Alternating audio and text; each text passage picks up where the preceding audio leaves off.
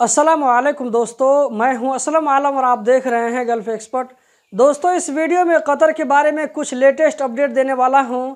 तो आज की वीडियो हम शुरू करते हैं। आज का जो पहला अपडेट है वो है फीफा की तरफ से।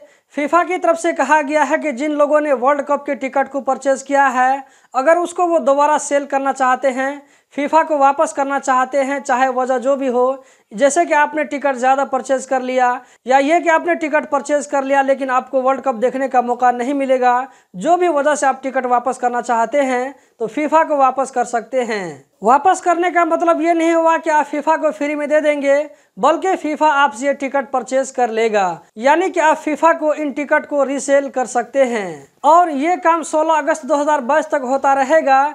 फीफा ने टिकट को परचेज करने के लिए यानी रीसेल करने के लिए 2 लिंक बनाया है। एक लिंक है कतर से बाहर में रहने वालों के लिए और दूसरा लिंक है जो लोग कतर में रह रहे हैं उन लोगों के लिए। दोनों लिंक इस वीडियो के डिस्क्रिप्शन में डाल दिया हूँ। फीफा फिर से इन टिकटों को मुनासिब वक्त में सेल कर देगा। दूसरा अपडेट कस्टम डिपार्टमेंट की तरफ से है। लोग कतर में ममनुआ सामान को लाने के लिए एक से एक टेक्निक यूज करते हैं, लेकिन कोई भी टेक्निक सक्सेस नहीं होता है। कस्टम वालों की नज़र से बचना बहुत मुश्किल है। इसी तरह की एक और कोशिश को नाकाम बना दी गई है। लोहे के पाइप में नारकोटिक मटेरियल को छुपाकर ले जाने की कोशिश की जा रही थी, लेकिन कस्टम वालों ने इसको पकड़ लिया। आप देख सकते हैं कि लोहे के पाइप में किस तरह ठूस कर इस मटेरियल को भरा गया है, लेकिन कस्टम वालों ने इसको पकड़ लिया, जिसका वजन 280 ग्राम बताया जा रहा है। अगला जो अपडेट है इसको जरूर ध्यान से सुने, क्योंकि आपकी छोटी सी लापरवाही और छोटी सी गलती की वजह से बहुत नुकसान हो सकता है। कास्परस्की जो कि इंटरनेशनल लेवल पर एक सिक्योरिटी कंपनी है, हो सकता है कि आप में से भी बहुत सारे लोग अपने लैपटॉप में या ये के पीसी में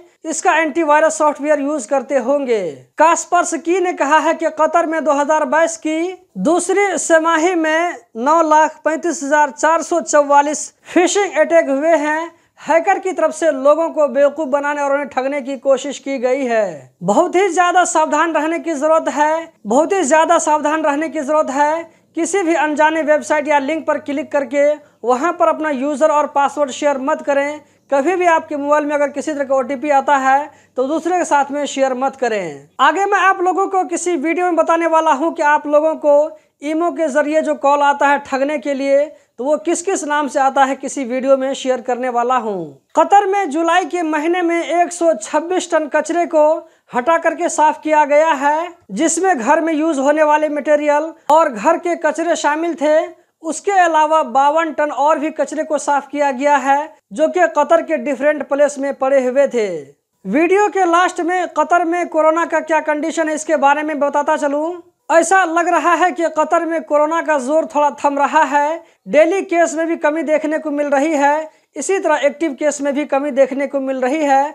ये एक बड़ी अच्छी खबर है कतर में रहने वालों के लिए। तो दोस्तों, यही थी आज की वीडियो। उम्मीद करता हूँ ज़रूर पसंद आई होगी। इस वीडियो को लाइक करके आगे शेयर करना मत भूलें। वीडियो देखने का बहुत बहुत शुक्रिया।